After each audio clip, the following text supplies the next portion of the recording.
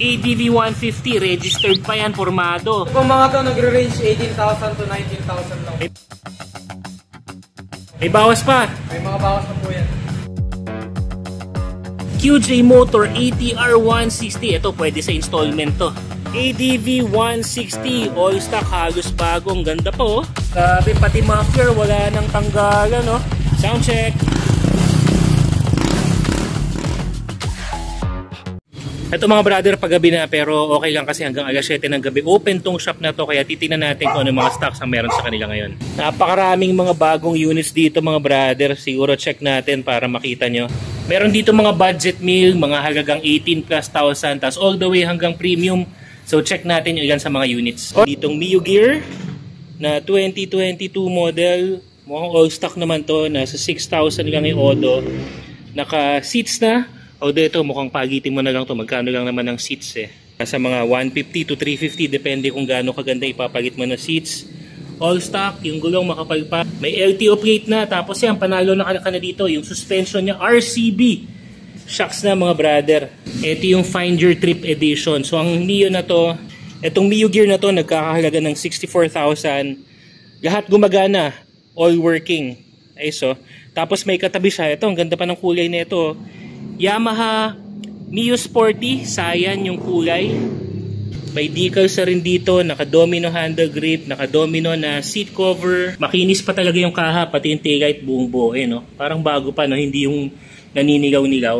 Ang tinatakbo nito nasa 3,000 odo lang. So ito siya mga brother, Yamaha Mio Sporty.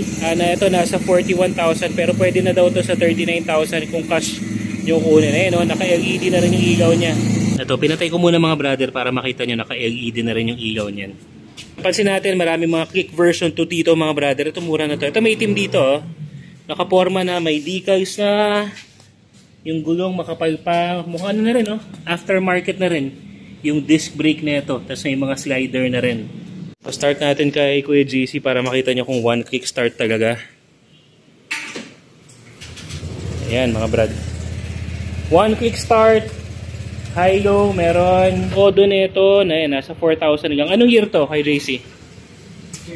Ito, 2022 model. 62,000, may bawas pa pag cash. Issue lang nito. Ayan, may sira lang ipuan. Pero mura lang yan. Ano lang, yung pinaka-seat cover lang naman. The rest actually buo pa nga. Yung katabi naman niya dito, ito, yung bagong click na to. Version 3, ito mas bago pa talaga. Forged carbon, tapos tingnan natin yung odo. Ang odo nito nasa 4,000 din lang. Start natin. Ay, naka-side. Pa-start natin. Geek version 3. 70 plus thousand. Halos bago. Ayun o. Working mga brother. Signal. Mga ilaw niya. Busina. Eh, may ano na rin pala. May design na rin yung kanyang headlight. Sa tahimik pa yung ano. Tahimik pa yung makina. Ito. Makapal pa yung gulong eh oh. Tapos yan, brake lights, tail light, gumagana. Ganda pa nito. Ito naman katabi niya, click version 2 na pula.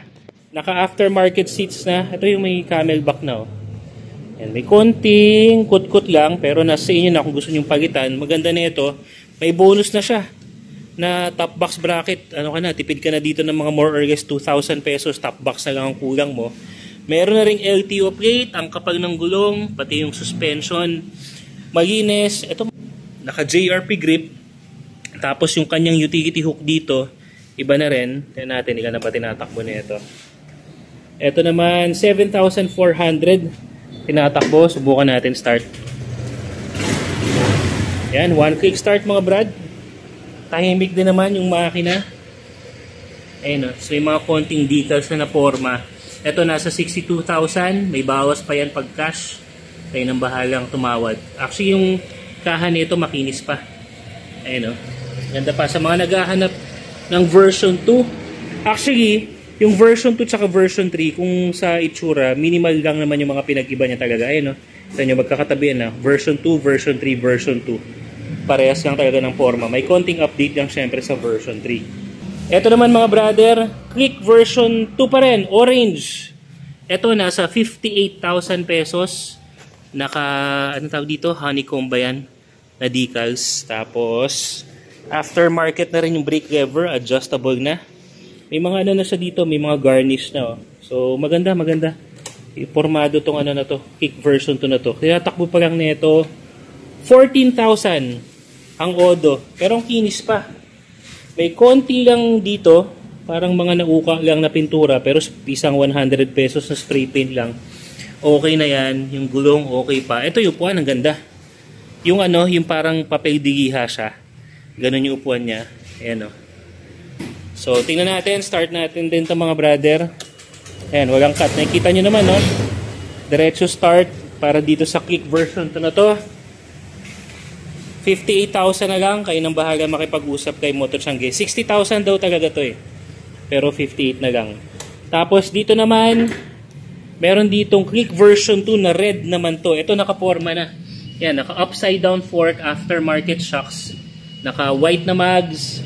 May provision na rin siya para sa kabitan ng auxiliary light. Yan. Tapos naka forged carbon, yung fairings dito, aftermarket na brake lever. Yung mga ganyan mga brad, wala nang tanggalan yan. Pati ito, oh, nakamutaro na shocks niya. Ganda ng gulong, oh, kapal po. Oh. Yan, Mutaro shocks. Wala nang tanggalan to mga brother. 62,000 para dito sa click na to. Ayan, may plaka na pala. Tsaka original na yung papel, ayan, no, na dumating na. Ganito kasi dito mga brother. Yung iba, to follow yung papers, dumadating din naman, tapos kukontakin kayo. Katulad na to, kakakuha lang nila kanina. Dumating na yung papers at saka plaka. Tapos ito naman, ang tinatakbo na ito ay nasa 5,800. Ayan. One kickstart pa rin para dito sa kick version 2 na pula. Ayan siya, oh. Wala nang tanggalan pagdating dun sa mga upgrades. As is yan, pero working mga brad, oh. Ito, meron dito Yamaha Mio Gear, 53,000 na lang sa cash. Sa iba, mas mahal pa to. Abot pa to ng 60,000 or 60,000 pataas. Dito, 53,000 na lang. Bata pa tong, ay, Gear. Gravis pala to. Ang Gravis na to ay 5,400. Buo yung seat. Ayan, nakadaing na seat cover mga brother para dito kay Gravis na green. Teka, marami kasi motor dito. Eh, no? Medyo sumisiksik lang ako yan para mas makita nyo. 53,000, may bawas pa. So, makakuha kayo ng malapad-lapad na 125cc na motor na pasok sa budget nyo. Ito naman, bagong dating na Click version 3. Let's see, gulong. Goods, ang kinis, ang ganda ng pagka-blue mga brad. Lumikitaw kahit sa gabi, ang ganda. Parang nagiging night mode yung ano niya, itsura niya. Itong Click version 3 na to, ito nakikita sa version ng Click. 5,000 pa lang yung tinatakbo ng Odo. Yan, kita nyo, one kickstart pa rin. Busina nga natin. Signal muna. Okay, goods. Busina, okay. Ayan, ito yan. Oh. Para makita nyo yung forma nitong version 2 na to. Tapos may LTO plate na rin to eh, no? So ito, may LTO plate na daw to. Nasa compartment, tingnan natin sa ano. Kunin natin. Ayan na, ito na yung papel. Mga brad, ito may LTO plate na rin. Yan, pwede nyo i-check nyo yun sa LTO. Na walang kaso ang mga motor dito. Legit, kumbaga. Kasi yung mga motor dito, mga galing din to sa mga bangko. Kaya walang mga nakaw-nakaw dito. Yun ang makakasigurado kayo pagdating dito kay Motor Changi PH. Kasi legit yung pinapanggalingan ng mga motor. Yan, mga Click. Mga 125cc, may Gravis. Mga choices nyo, mga brad. Ganda pa, oh. Ikintab pa, eh, no? Ito, meron ditong tangke. SD ADV 150 na white. Mukha kasing tangke. Ano na eh, nakasetup na. Pormadong ADV 150. Tingnan nyo naman itsura niyan. Parang lalaban sa zombie. Oh. Diba? 150 version to mga brother. So, naglagay ng accessory dito na air cowling. Lakas din makaporma. Garnish na rin na itim. Yung windshield niya, pure black. Matte black actually. Yung upuan niya, mukhang ano na to, pinatabasan na to. Iba na rin yung korte. Tapos may kasama na ring bracket para sa top box. Magkano rin yan? Nasa 2,000 din yan. Ito yung mga solid na bakal. Hindi yung mga mumurahin lang. Yan, EDV 160. May LTO plate na rin. Yung gulong, ano na, upgraded na, aftermarket na. Kasi hindi na siya naka-dual sports. Oh. Tapos bago pa to. Ano tong brand ng gulong? Naka-MRF tires na to. Yung MRF tires ay yan ang stock na tire ng Bergman. So makapit na rin yan. Yung shocks niya, iba na rin. Ayan, tingnan natin. Ang tinatakbo nito ay nasa, ayan, 8,200. Ah, sige. And on natin ito kasi dapat yung kaliwang brake lever si Kuya Justin. Yun oh, solid. Solid ng tunog. Naka VMAX pipe na. Ayun oh. Ano natin? Sound check. Sound check natin. Ito. Rev natin ha. Yun oh. Solid. Ayun oh. ADV 150. Kromado na. Walang tanggalan. Tapos, rehistrado pa. Registered. Ira-ride mo na lang to. May LTO plate na rin yan. Ayun no, diba? Yung nakita nyo kanina. Naka LTO plate na rin. Ayos no. Sayang to. Eto nasa 100 plus, 121. Pwede yan. Tawaran nyo na lang. 119. Makukuha nyo yan sa cash. Ganda pa. Wala nang tanggalan mga brother. Dito sa Motor Sangge, kung yung mga dumating na motor yun na. Ayun no. Kasama ng muffler, air cowling, yan. Yung windshield, yung bracket, lahat yan kasama na. 7, igan yung odo nito. 8,000 lang yung odo. Paunahan na lang dito. Pwede cash, pwede credit card dito mga brad. Ito, ADV 160 naman. Yung kanina ADV 150, ito ADV 160, mas bago to. 2023 edition. Yung kanina formado, ito naman all stock yan. Naka dual sports tires pa rin. Yun pa rin yung windshield niya. Hindi, ito, aftermarket na yung upuan. Ayan, may konti lang pekas dito pero maggasino lang naman yan. So papastart natin kay Kuya Justin para makita nyo itong ADV 160. Ginabi na tayo dito. Kasi narinig ko may mga bagong stock eh. Sige, pa-start natin. Alright, one quick start mga brad. Signals, tingnan natin. Ang ganda pa, tapang no? Lalo na paggabi no? High-low, gumagana.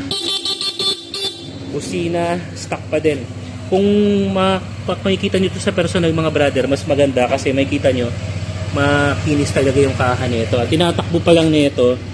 Yan, 7,000 odo. All stock para dito sa ADV. Ito adjustable pa to no? Yan, adjust nga natin yung adjust. No? Adjustable din yung windshield ADV 160. Ito naman nasa mga 150. Ayan, cash or credit card pwede yan. Kausapin nyo na lang si Motor Sangge pagdating dito kay ADV 160. So may ADV 160 tsaka may ADV 150. Ito mga brand new. Torino 125, 88,000 as is yung price na. Brand new, wala nang dagdag. Ito, daming nagkakagulo dito. ATR 160, nagkakaubusan ng stock. Mayat mayang order nila. ATR 160, 159,900 pero may promo na pwede pang mabawasan ng 10,000. Inquire nyo na lang sa kanila mga brad. Yung Fazio na to, sold na to, pero meron daw silang parating na Fazio na yung parang color blue. Yung blue na mapusyaw, yung pinakabagong kulay. Merong Fazio dito, 80 plus thousand. Parating. Kaya message na lang sila mga brad. Okay, so, sa mga nagtatanong ng mga budget meal, ito mga brother, ito magkano tong isang to, yung orange? 19,000. Itong isa, 18,500. May bubulaw ko sa inyo, tawaran nyo na lang yan. Tawaran nyo na lang yung dalawang yan. May bawas pa yan. Budget meal mga brother, mga anong year model to mga to?